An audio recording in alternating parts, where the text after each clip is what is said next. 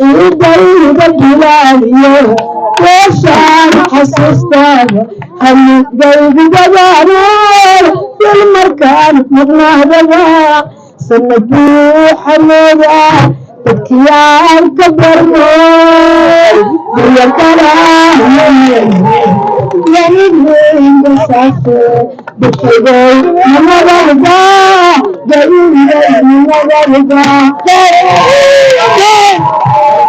magaalada Jubilee waxa maanta lagu soo dhaweeyay gudoomiyaha siyaasadeedka Ogaal Cabdi Muuse qaar ka mid ah taageerayaasha ururka Ogaal ayaa kaga hortagay wadada dhinaca bari ee magaalada Jubilee iyadoo intii ka dambeysay laga soo galiyay gudaha magaalada gaar ahaan maqaaxida bunka oo ah meel ka caan ah magaalada Jubilee halkaas oo ay dad ka jeedisay gudoomiyaha ururka siyaasadeedka Ogaal Cabdi Muuse waxaana iyadoo arrintaasi ka hadlaysaa hadalladii ku yiraahdaa سيرجله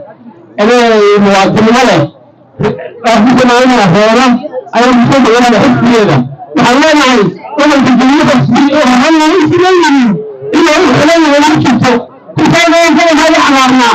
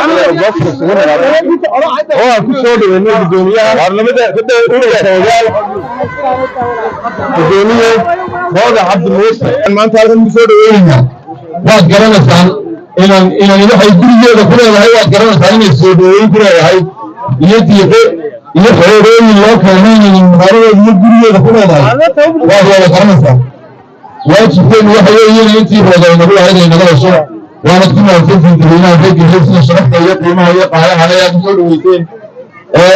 ولمنا بكم وقته وحلاها وبس ما له ترجي ربنا قد يرد في الرزق ما قد يرد وان ترناه حتى عاشا وحلاها ما قد يرد وان ترناه وحتى ما عاشا فاهمين ما قد يرد برناه قد يرد شيء تتعمل فيه والله قرأ وهذا بشيء يا مدير عبد الموسى بشيء كذا صاحي كذي قال مدحي هو الرضا عبد الموسى وأنا الجدولية والسياسات كوبال وعن كل هاي الذين تبنكوا يا درسي إلى تصدق إلى تبنكوا وأنا هاي إلى الأولى الطيبة بالكريم وكتري بلا شيء بي كتري وانا هاي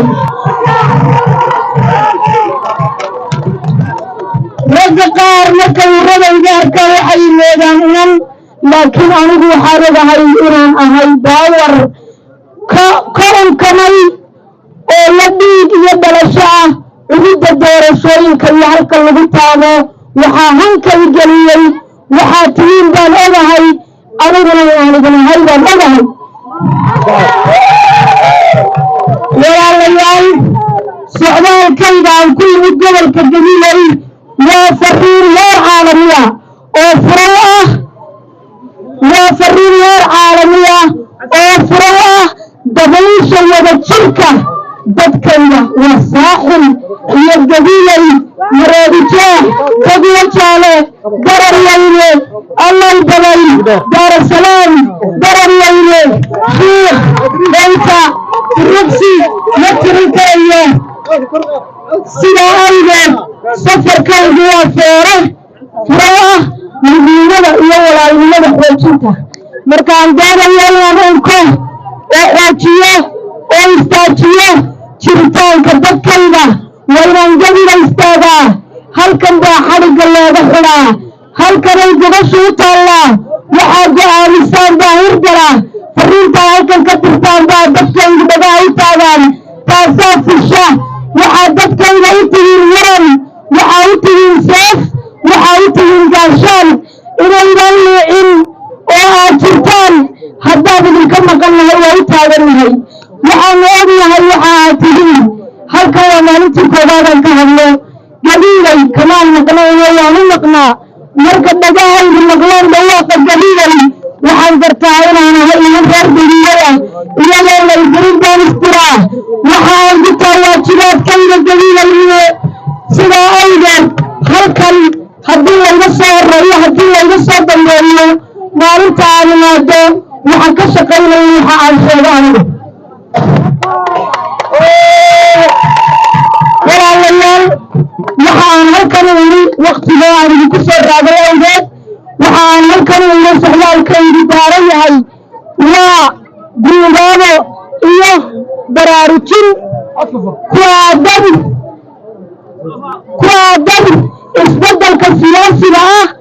iyo wacyiga socda oo aan jecelahay inay baraarug xoogla ka haystaan dadkayda halkan degani